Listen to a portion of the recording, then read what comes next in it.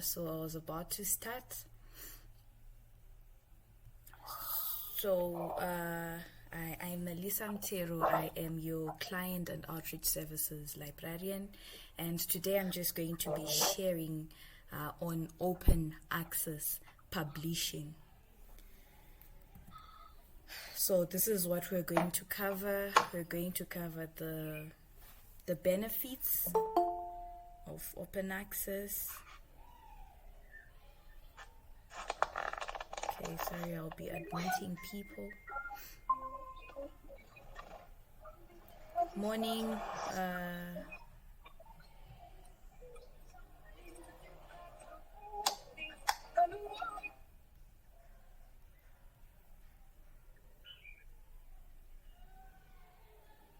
Okay, let me continue. I just had to admit people that are coming in. So this is what we're going to cover, the benefits of open access, and then different open access routes, understanding publisher rights, and identifying reputable journals. So that's what we are going to cover. I'm saying we're going to do open access publishing, but before we go to the publishing part, sorry, I just need to be admitting people.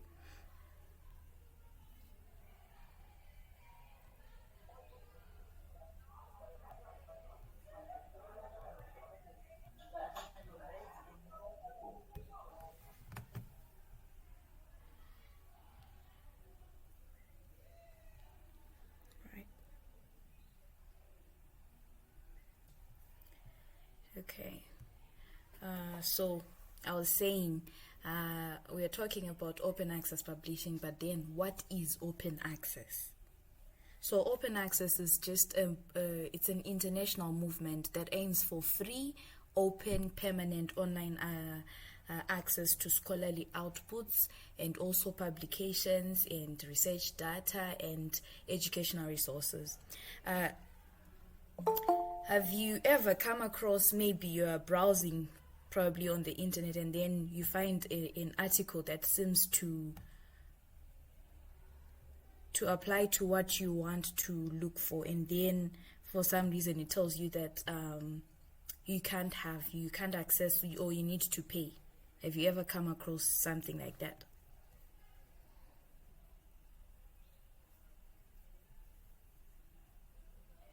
Anyone? Yes, I have experienced that. Exactly. So yes, this is thank you. So this is what open access is all about. We are trying, it's a movement to try and counter such things, to make information, to make scholarly outputs accessible to everyone without having to pay.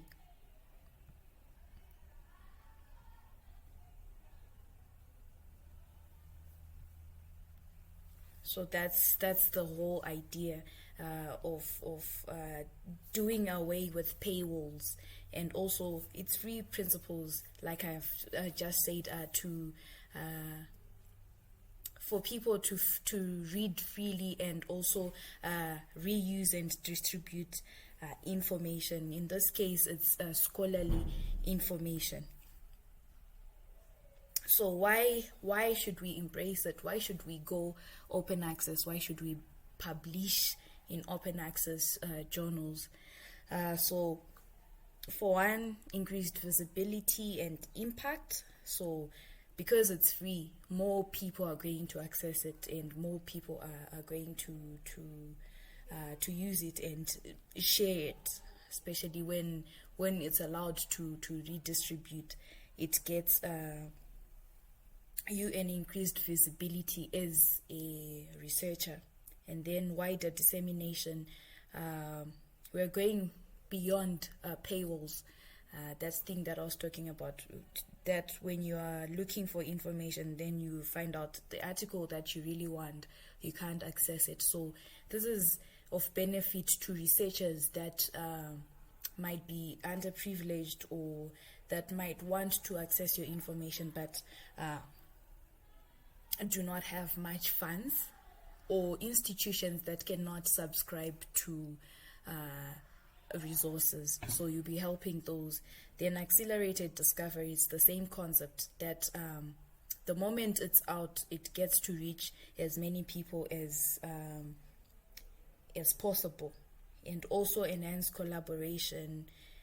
More people, it's easier for researchers to connect and collaborate on shared interests, because you know what you are on about. More people access your work, they know your ideas, and propositions for collaborations will be coming in, and also for the good of the general public, and also compliance with, for example, meeting funder or institutional mandates.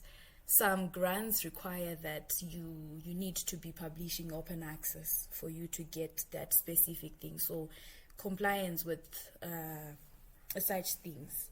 And some institutions also require you to be like that. So it's an advantage to publish open access. And then going on, so there are different routes that we can take with open access publishing. So there is the first one, which is green open access.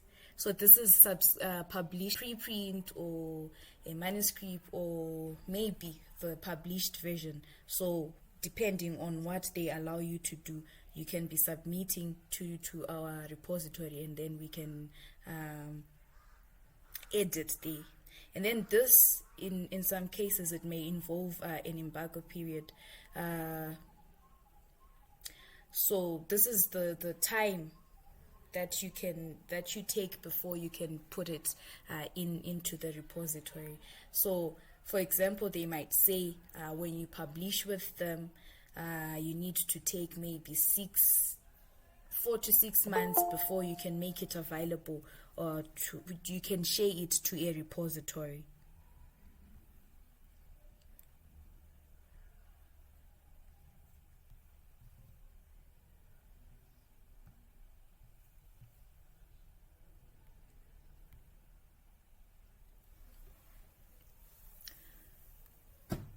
So it can also be your dissertation. Sorry.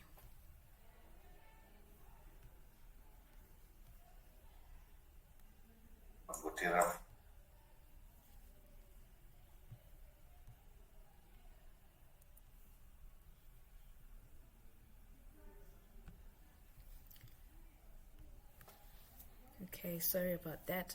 So let me just go through the open access green route again. So with open access green, we are just saying you are submitting a part of your work to a traditional repository, which is in most cases my institutional repositories, like the one that we have here at CUZ. I will cover how you can submit it later on. So generally, no direct article processing charges or APCs to the author applied to the author in this route. Are there any questions before I go on this one?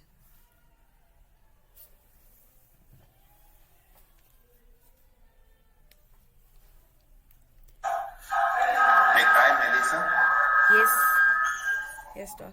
Hi, Melissa. Hi, Doc. How are you? As an institution, is there a list of these open access journals which we can easily go into without maybe necessarily paying anything? Yes, they are there. I think I will cover that. But we have a list. I will also share it after this. We have a list of some of these that are that have discounted APCs for authors in Zimbabwe, and some have zero cost at all. I will share that list. And then going on we also have the gold route. So this is gold open access. So in this, if you are publishing the gold open access route, you publish directly into an open access journal, and then once you publish, immediately and freely, it's freely available upon publication. And then this one, it often involves article processing charges paid by the author, the institution that you're writing for, or a funder. But with this one, the journal might ask you to pay something for processing. And also, we have a list of fully open access journals that are accessible worldwide and can be found on the DOAJ website. So this is the directory of open access journals. Let me just show the website.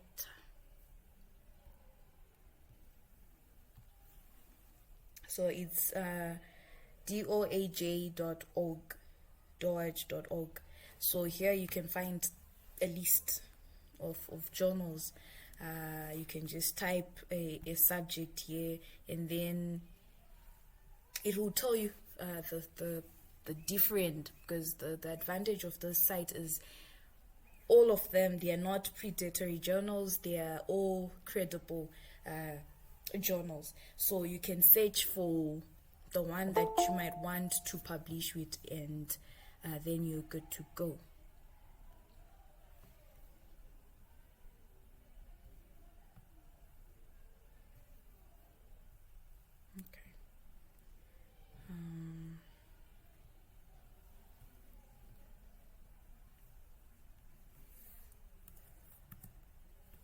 And then there also the hybrid route, where we are saying you can publish in a hybrid journal. So hybrid journals are those that they have a paywall. People subscribe to pay to them to access their journal articles, but they also have a open access ones. So you can either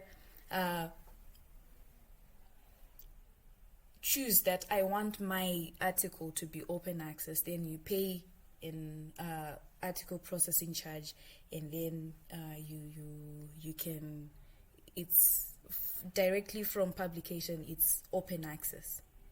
So you can have in open access maybe Wiley has Wiley Open, so you can choose that I want mine to be open access, and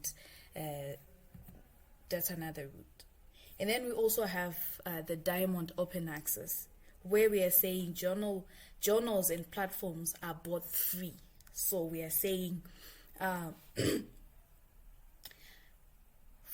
author doesn't pay anything, and also the readers do not pay anything. They can access the information, and then also the author is not paying any pieces to access this. And then these are usually community owned and operated, and then with diverse funding. So it relies on various funding sources such as institutional supports, grants, sponsorships, and volunteer efforts. So here's a few things that I thought I could also share, that it's of key to understand publisher policies before you can publish with any publisher. So it's it's of great importance to check their policies before submitting your paper or article. So there's a platform called Chaperone.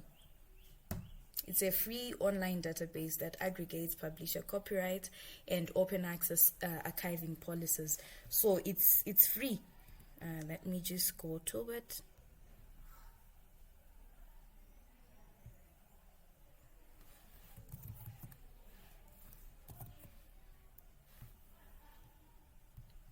If you just go on your browser and you type Sherpa Romeo,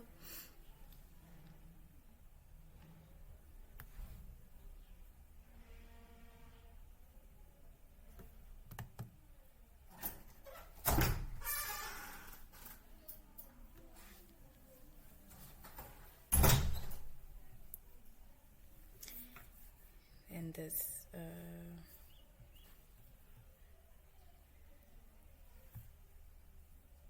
not this one. We want Sherpa Romeo.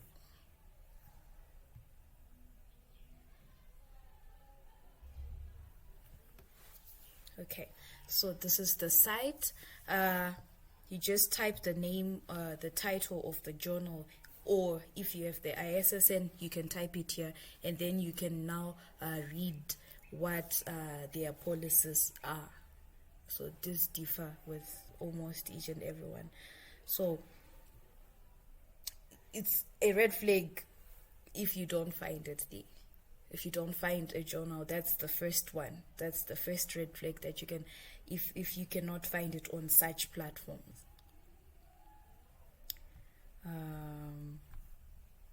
So it will tell you things like I said, it's open access archiving policies, the copyright, and also the versions which you can which can be archived. For example, if it can tell you that if you publish with them, you can submit maybe just the preprint. If you want now to submit to a repository, maybe it's telling you can only submit the preprint or the post-print or publisher PDF. It will tell you which one can be added to a repository, and also locating author agreements and understanding their terms. And if you need help with these, you can always reach out to us, and we can help you. And also, these are some of the ways that we can identify reputable open access journals. So the red flags, things to look out for: lack of rigorous peer review. If they don't, should watch out. And also, if they have aggressive solicitation, that's something that reputable journal access, open access journals do not do. If they have vague contact information, that's a very red flag. If they have unclear or excessively high APCs, and especially without transparency, that's something to also watch out for. And if there is grammatical errors on their website, that's also something that you should check out for before you can submit your paper with them. So Doc had asked about how how we can identify these journals, especially those that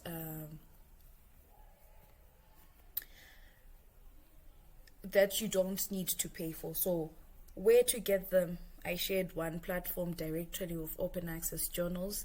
It's free, online. It lists high quality peer reviewed open access journals. And then there's also Think Check Submit. We have a guide on how to use Think Check Submit on the library website if you want to know more about it.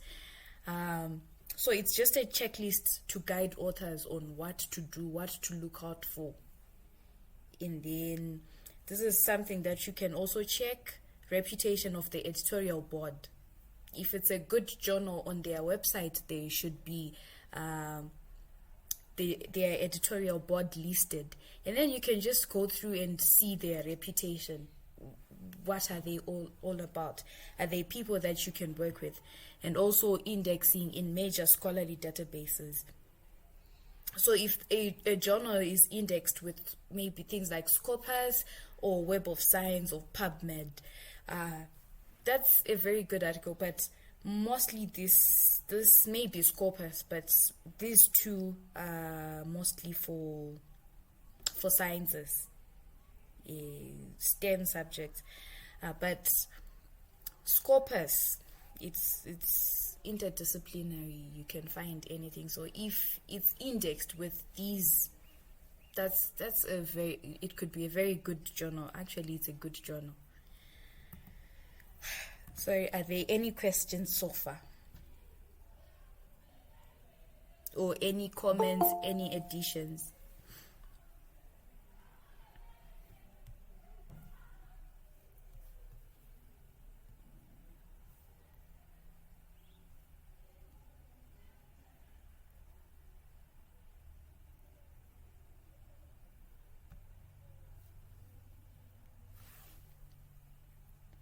Any comments, any additions? Okay.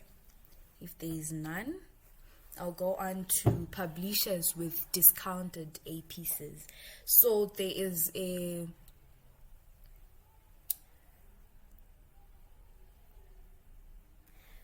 organization called EIFL, that's Electronic Information for Libraries. So this is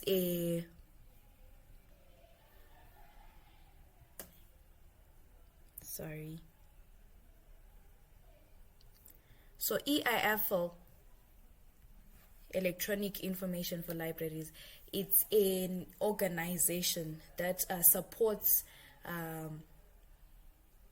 institutions or people in developing countries with access to information, especially that information that's protected by paywalls. So your presentation, okay, that's fine. I was just going to say your presentation is no longer visible, but now it's back. That's fine. Okay, thank you. So this is what you were asking about, Doc.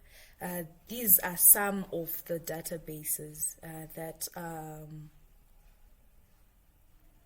the journals or the publishers that gave us discounts. So by you just being in Zimbabwe, you have access to discounts or free publishing. So you don't have to pay any A pieces, or you have a discounted rate if you publish with these.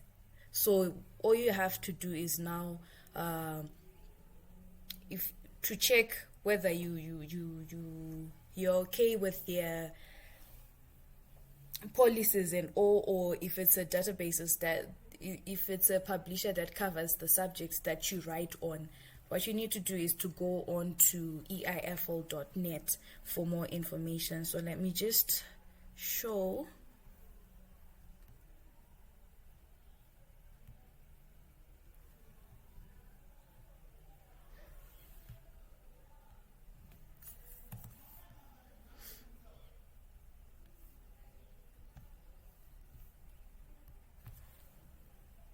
So this is the EIFL website.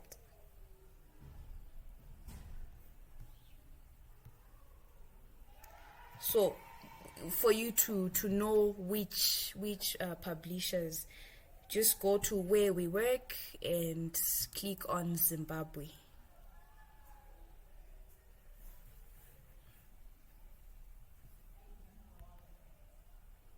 And then if you scroll down, you see the EIFL license resources, and then you can just click on this link.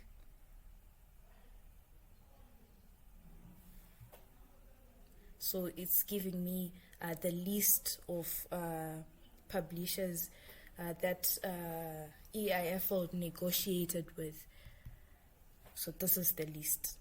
It's a very big list. I just given a few.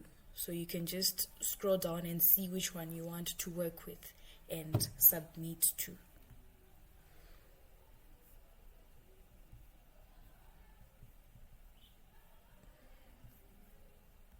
Here's even another page. Are there any questions before I go on?